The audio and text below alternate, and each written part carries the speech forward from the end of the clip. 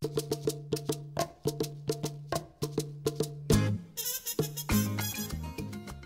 characteristic I would like to talk about is family orientation, or what in Spanish we denominate as familismo. The family is the primary social unit source of support for the individual. Older generations seldom remain isolated. 3 generations under one roof, it will not be uncommon. Advice is thought within the family in the form of what's called consejos, or advice, which are kind of like narrative advice, or is considered kind of like a homily.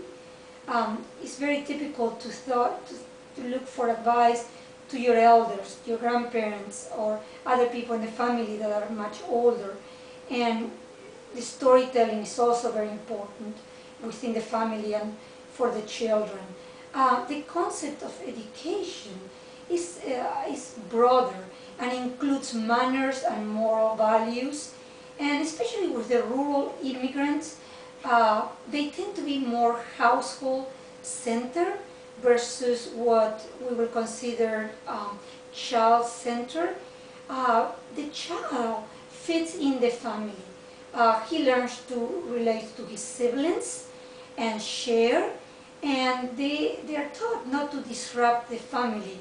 They kind of like fit in. They just do whatever the family does. And a good example of this is that, for instance, if the parents find a job in one city, they enroll the child in school, and within a few months they find a better job in another city, they will not hesitate to just move.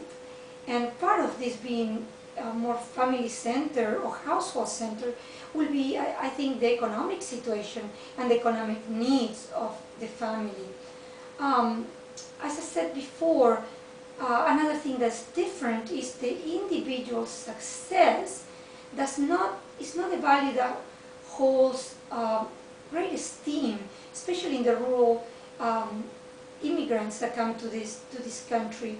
What holds a high value for Hispanics is keeping ties with families and making an honest living. Let's say, for instance, a child decides to go away for college. A parent of a Hispanic child that may want to go away for college his thoughts will be, or the parent may feel like he's unlucky to have a child that only cares about himself, and that they have a child that may be irresponsible for not wanting to help support the family. Another thing is important to know, especially for law enforcement, is that family is thicker than blood. No matter what, they will defend and support a family member to the end. No matter what happens to them, if they have to lie, whatever they have to do for a family member, they will do it, because it will not be well regarded not to take action to support or help a family member in distress.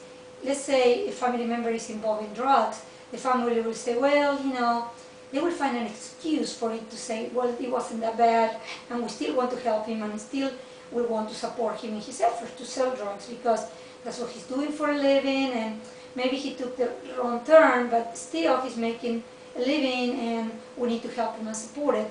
And they will lie. They will lie to cover the person. Why? Because family is thicker than blood.